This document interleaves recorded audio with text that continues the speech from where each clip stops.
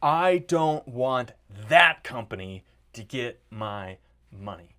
How do we invest according to our values? If we value social and environmental and governance types of issues, how do we make sure that our money that we're investing for our retirement, that we're supposed to live on for 10, 20, 30 years in retirement, how do we make sure that we're not supporting causes that we oppose? And then instead, our investments are aligned with our values. Is this something we should even do? Should we care about this? Does it make an impact on our retirement? My name is Freeman Linde. I'm a certified financial planner and enrolled agent, which is a tax expert, and I help clients all the time to retire successfully and stay successfully retired. And today we're going to dive into this topic of how do we align our investing with our values? Should we do that? Should we care? What is ESG investing, socially responsible investing, and how does that play into a good retirement plan? If you're kind of more on the Christian perspective and you're wondering about biblically responsible investing, I'm going to do a separate video looking at the same thing, but from that lens,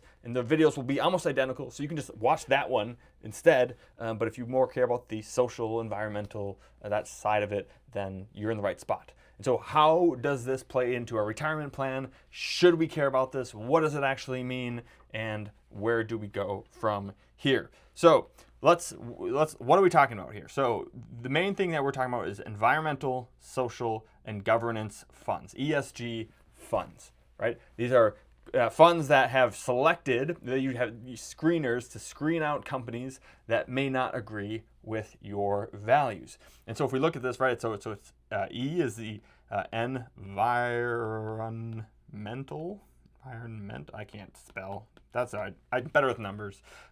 Social, and government. I'm just going to abbreviate that one.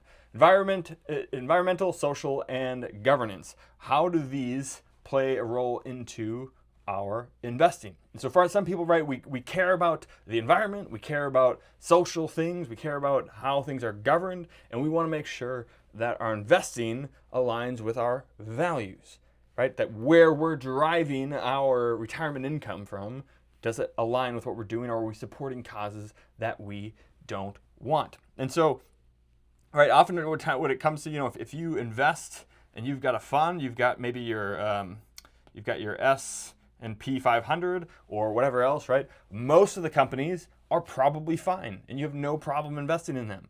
But if we look way down in the corner over here, again, there might be some companies that, the things that they're doing to the environment, the things that they're doing socially to their employees, to the other stakeholders, maybe the communities that they're in, how are they treating those things? And governance, how are they governed? Is it independent? Are they all in it for themselves? All those types of things. Maybe there's a bunch of those things in those companies that you disagree with, and you don't want those as part of your retirement plan. Hey, I don't want to give these companies money. And so there are things where they'll say, hey, rather than just investing in the S&P 500, right, let's instead take let's turn it into here we go, let's do this, an ESG 500, which might be the same companies, but then they're just going to axe this out entirely. We're just not going to have any of those funds, right? Any of those companies that would get through some of those screens, right? Some people think that automatically means that they never invest in oil or they never invest in those things, and that's not necessarily true. It depends on the funds, depends on the screeners. But typically they're going to look through these companies and try to find things that are like, hey, are they threatening the environment? Are they, which again, isn't necessarily just from a values things. Like some just diligent investors say, hey, if we're destroying the environment, that's bad for long-term investing. I'm in this for long term. I'm not trying to make a quick buck this quarter. I'm going to retire in 10 years and I'm going to live 30 years in retirement. So I have a 40-year time horizon, and my kids will live, 30 years beyond that, and my grandkids will live 30 years beyond that. So I have a 100-year time horizon of people that I care about. And so I want to make sure that, it's still good all the way out to that point. So that, that seems reasonable. And so it's not just from a values like we're mad about things. For a lot of people, this is just good investing. We want to be smart with the way that we invest, and we think some of these things. We think that if we treat the communities badly, we think that they're governed improperly, that we're not going to do well in our investing. And so we say, hey, I don't want to do that. And so we find funds, ESG funds, that screen for that stuff and get rid of those companies. It's usually just the same broad market of funds, X just take out any of those non-ESG funds that would otherwise be part of a fund. So should we do this, right? First of all, does it have an impact on our performance?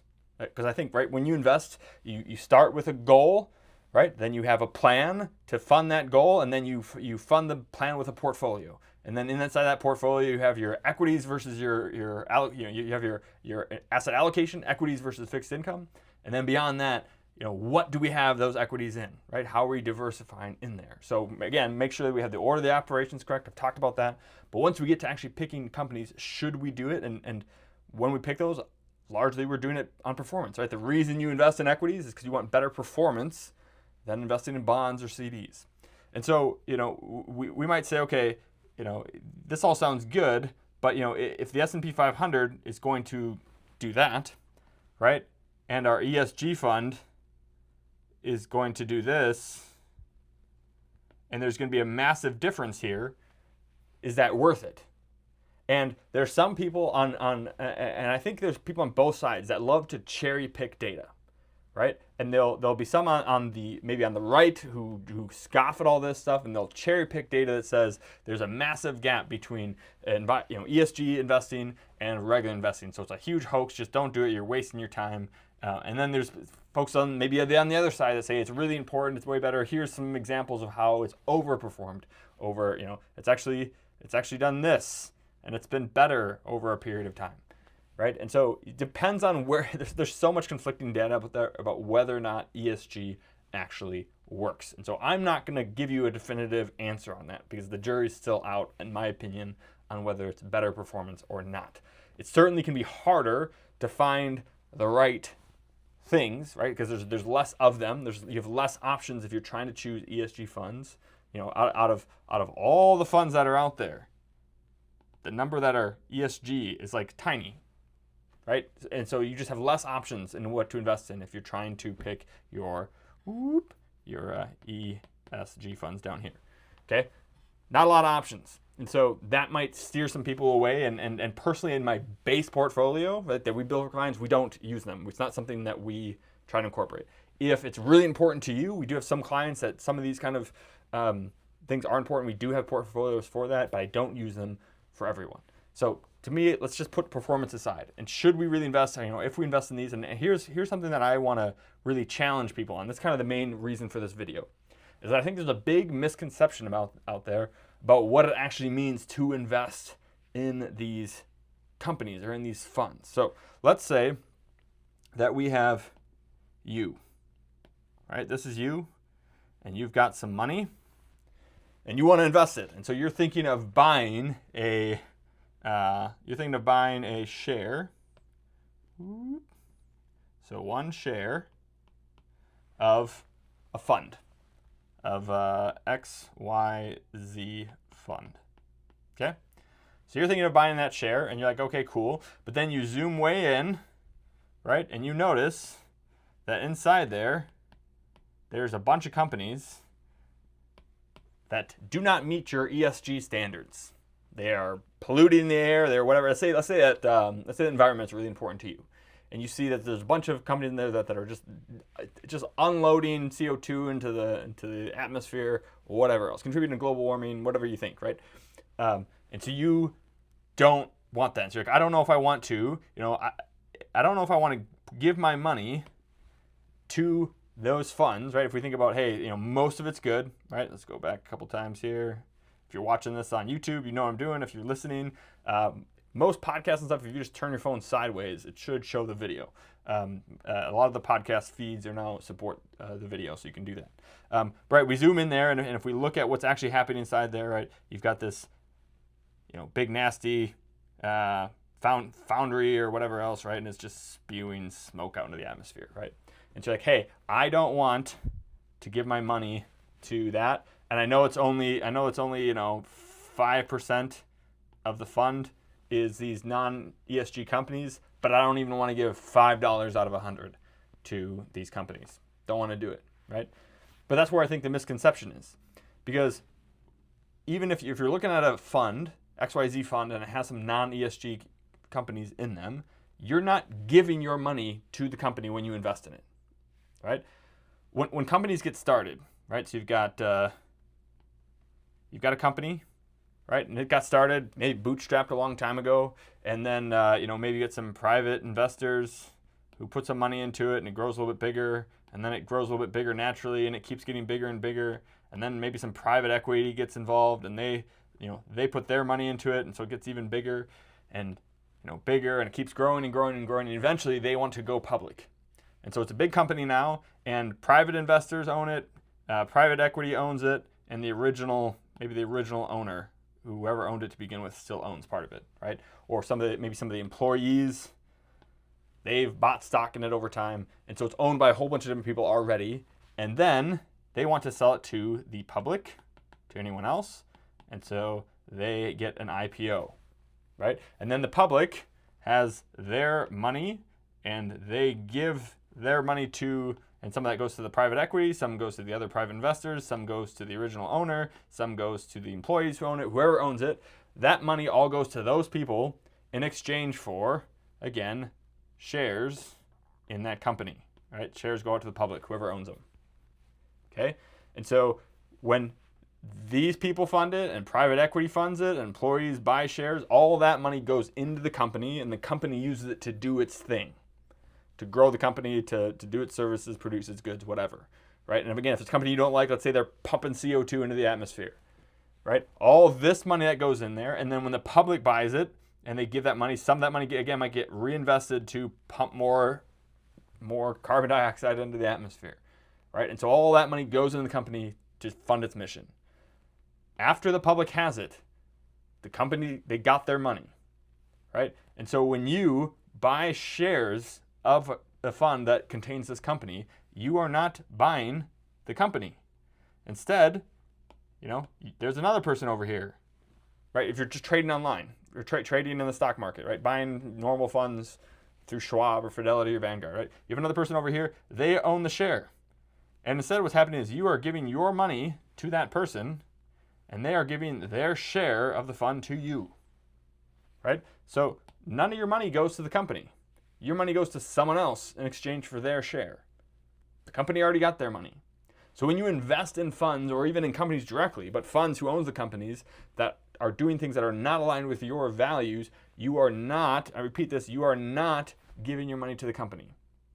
Doesn't happen. You're giving it to someone else, and you're getting the share. And then when you sell it, again, in the same way, if someone buys your share, that money doesn't go to the company, it goes to you, and then you give them the share. Right, so that's really important. So when we think about, hey, I don't want to support the mission of these companies, I don't want to support what they're doing, you're not by buying it anyway. And I don't even think by owning it. Now, all right, there's a couple ways to make money when you own things, right? We've talked about this. Basically, there's two, right? When you own a stock, you can either make money by appreciation, right? The value of the company gets bigger it grows more as you own it, and so you make money that way. And the other way is through dividends, right? When the company makes money, it pays that money out to you as the owner in dividends. And so you are not giving any money to these companies by investing in them, but if you do own them, right? You've got the share, they pay you the money, you are maybe in a sense profiting from these companies. Right? And so that could still be the case. So I want to erase any notion of I'm giving money to the companies, you're not. Some people might still object, well, hey, I don't want to profit from companies that are pumping CO2 into the atmosphere. I don't want to be a part of that at all. Fair enough. Right? And so that's still a distinction, and you still don't want to profit, you don't want any money out of these companies, that makes sense. One way to think it, so here's one pushback for you, one thing to think about, and the reason why I don't generally do these things unless people want to, is that you can, right? You can just say, hey, I don't want any part of this. I don't want any dividends, whatever else. The other thing to do, though, is, right, if you don't own the share of this fund, these companies, someone else will.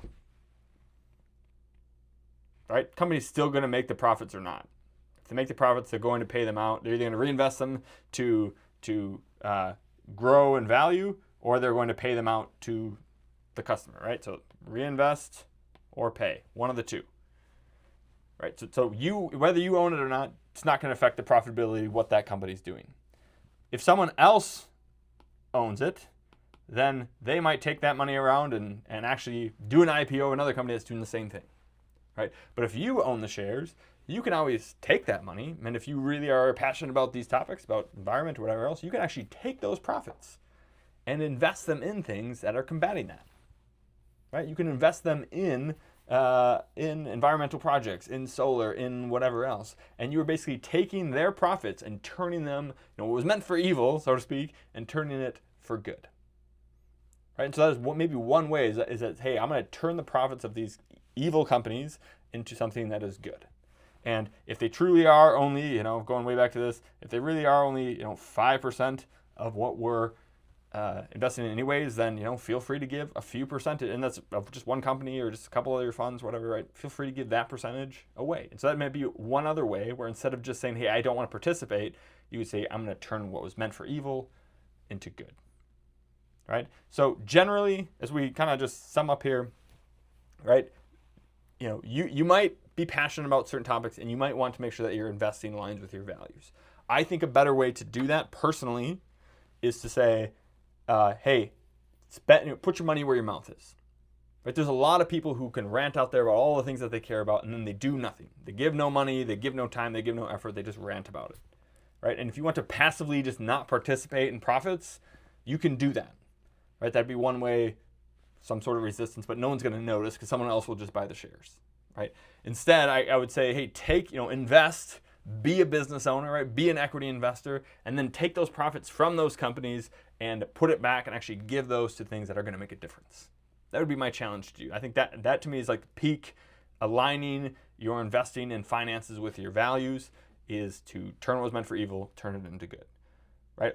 Alternatively, you can just not participate in the profits of those companies. But again, you are in no way, shape, or form, if you're buying funds on the open market that contain companies that you disagree with, in no way are you giving that company money. They already got their money. They're not getting any more. Okay, so just want to rest easy with that. And so with all that, right, and then the limited availability of ESG funds and all those other things, you might, like a lot of people, just decide, don't really love the idea of profiting off these things, but it's very hard to filter those out in a way that really makes sense for everything else we're doing. And for this, that, and the other reason, I'm just going to be okay with it. And whether you choose to then give that chunk back or give that to something that matters is up to you. So hopefully it's helpful a little bit, maybe a different spin on ESG investing than you were expecting, or some enlightening ways of thinking about it. And if that is helpful, subscribe, give this video a like, share it, watch some of the other videos I have. We've got books, we've got all kinds of stuff here. We're here to help you retire successfully and stay successfully retired. We'll see you next time. Cheers.